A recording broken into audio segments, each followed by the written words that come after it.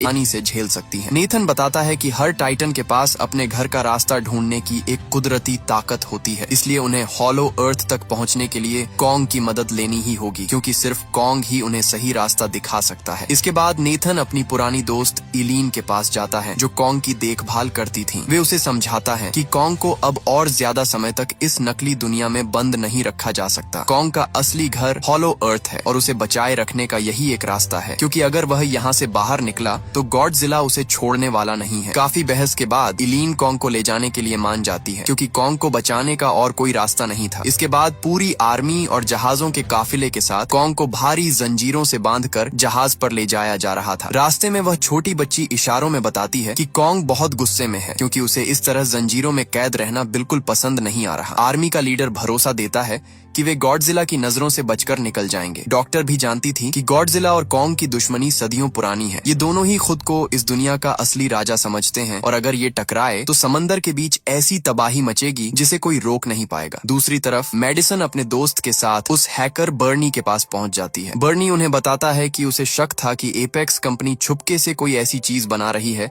जो गॉडजिला को चुनौती दे रही है और शायद गॉडजिला को इसी बात का पता चल गया है, इसीलिए उसने कंपनी पर हमला किया होगा। दूसरी तरफ समंदर में जहाजों पर अचानक सायरन बजने लगता है। वह छोटी बच्ची घबराकर इशारा करती है कि गॉडजिला आ रहा है। गॉडजिला की मौजूदगी महसूस करते ही सब समझ जाते हैं कि अब जंग को टाला नहीं जा सकता। गॉडजिला समंदर की गहराई से बाहर आता है और रास्ते में आने वाली शिप को खिलौने की तरह चीरते हुए सीधा कॉन्ग की तरफ बढ़ता है। कॉन्ग अभी भी भारी जंजीरों में जकड़ा हुआ था, इसलिए आर्मी उसे बचाने के लिए गॉडजिला पर रॉकेट और मिसाइलों से हमला कर देती है। लेकिन गॉडजिला पर इनका जरा भी असर नहीं होता। वह हवा में उड़ रहे प्लेन्स को तबाह कर देता है। गॉडजिला गुस्से में आर्मी के जहाजों को नष्ट करने लगता है। उसके बाद सीधा कॉन्ग के जहाज को टक्कर मारता है और उसे समंदर के बीचों बीच पलट देता है। कॉन्ग यह देखते ही एक जहाज से दूसरे जहाज पर छलांग लगाते हुए गॉडजिला के सामने पहुंच जाता है और उसके चेहरे पर एक जोरदार मुक्का जड़ता है। गॉडजिला भी पलटकर हमला करता है जिससे कॉन्ग नीचे गिर जाता है, लेकिन कॉन्ग तुरंत उठकर गॉडजिला पर वार करता है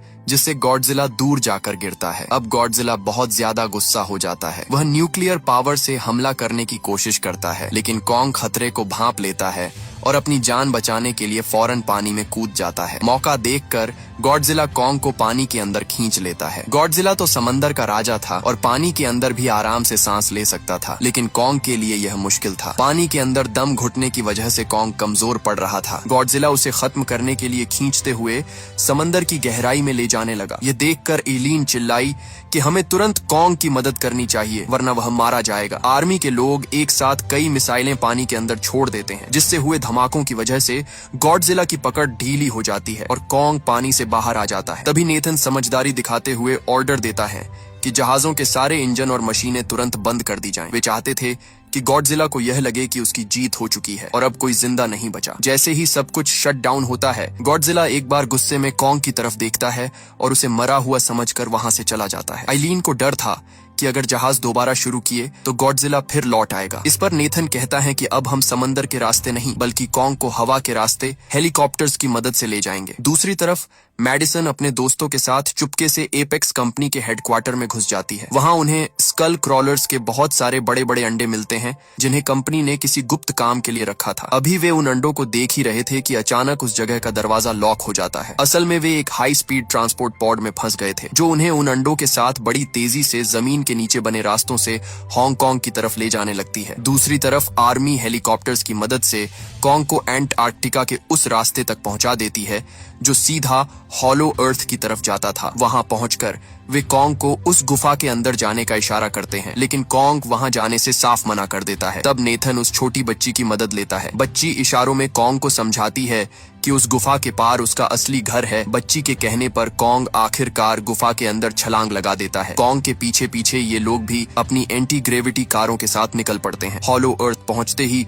उन्हें एक ऐसी अद्भुत दुनिया दिखाई देती है जहां सब कुछ उल्टा पुल्टा था। एंटी ग्रेविटी कारों की वजह से वे वहां के खतरनाक दबाव से बच जाते हैं। उस दुनिया में कदम रखते ही कई डरावने मॉन्स्टर उन पर हमला कर देते हैं। एक उड़ता हुआ मॉन्स्टर आगे चल रही कार को दबोच लेता है और जब उस बच्ची पर हमला करने ही वाला होता है कि तभी कॉन्ग फुर्ती से उसे पकड़ लेता है और बड़ी बेरहमी से उसे पटक पटक कर मार डालता है। इसके बाद कॉन्ग तेजी से अपने घर की तलाश में आगे बढ़ता है और बाकी सब उसके पीछे पीछे जाते हैं। दूसरी तरफ मेडिसन और उसके दोस्त उसी मशीन के जरिए हांगकांग की सीक्रेट लैब में पहुंच जाते हैं। वहां उन्हें पता चलता है कि गॉडजिला को खत्म करने के लिए कंपनी ने लोहे का गॉडजिला तैयार किया है जिसका नाम मेचा गॉडजिला था। मेचा गॉडजिला को रेन सेरिजावा नाम का आदमी अपने दिमाग के जरिए कंट्रोल कर रहा था। यह देखकर मेडिसन और बर्नी को समझ आता है कि गॉडजिला ने आखिर क्यों इस कंपनी पर हमला किया था। मेचा गॉडजिला की ताकत को परखने के लिए उसके सामने स्कल क्रॉलर को छोड़ दिया जाता है। मेचा गॉडजिला अपनी लेजर बीम का इस्तेमाल करता है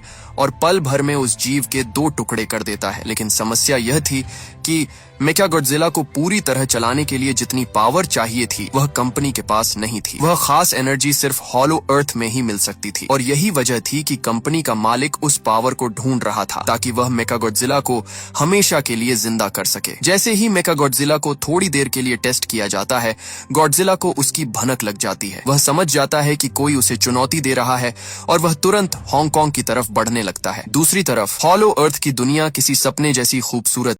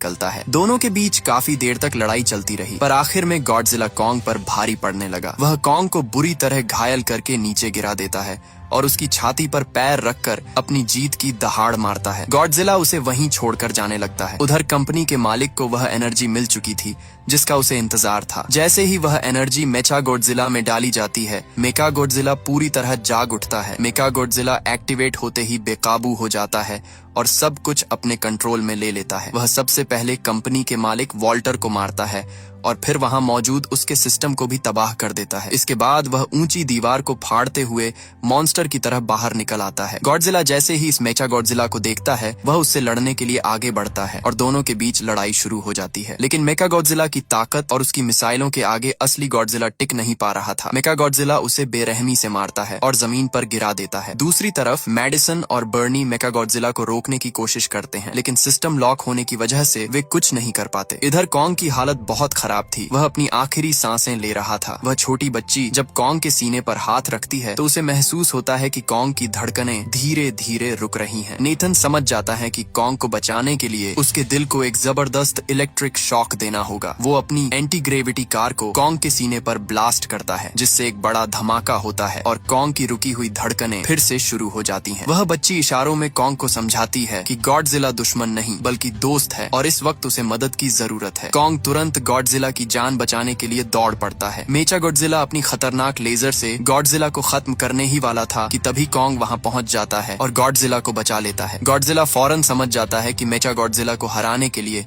उसे और कॉन्ग को साथ मिलकर लड़ना होगा, लेकिन मेचागॉडजिला इतना पावरफुल था कि वह अकेले ही इन दोनों पर भारी पड़ रहा था। तभी कॉन्ग की नजर अपनी कुल्हाड़ी पर पड़ती है, लेकिन कुल्हाड़ी में अब पावर नहीं थी। इसके बावजूद कॉन्ग उसी कुल्हाड़ी से मेचागॉडजिला पर हमला कर देता है, लेकिन मेचागॉडजिला कॉन्ग को बुरी तरह पीटने लगता है। जब मेचागॉडजिला अपनी पूंछ से कॉन्ग को खत्म करने ही वाला था, तभी कॉन्ग अपनी पूरी ताकत लगाकर उसे रोक लेता है। दूसरी तरफ मैडिसन और बर्नी परेशान थे क्योंकि वे सिस्टम को हैक नहीं कर पा रहे थे। तभी जॉश को एक आइडिया आता है और वह बर्नी की शराब छीनकर मेन कंट्रोल पैनल पर डाल देता है। ऐसा करते ही मशीनों में शॉर्ट सर्किट हो जाता है और मेचागॉडजिला कुछ सेकंड के लिए जाम हो जाता है। इसी मौके का फायदा उठाकर गॉडजिला अपनी न्यूक्लियर पावर से कॉन्ग की कुल्हाड़ी को पूरी तरह चार्ज कर देता है। अब कॉन्ग मेचागॉडजिला पर टूट पड़ता है और अपनी कुल्हाड़ी से उसके हाथ पैर काट डालता है। कॉन्ग मेचागॉडजिला के शरीर के टुकड़े टुकड़े कर देता है और आखिर में उसका सिर उखाड़कर अपनी जीत की दहाड़ मारता है। मेचागॉडजिला के खत्म होते ही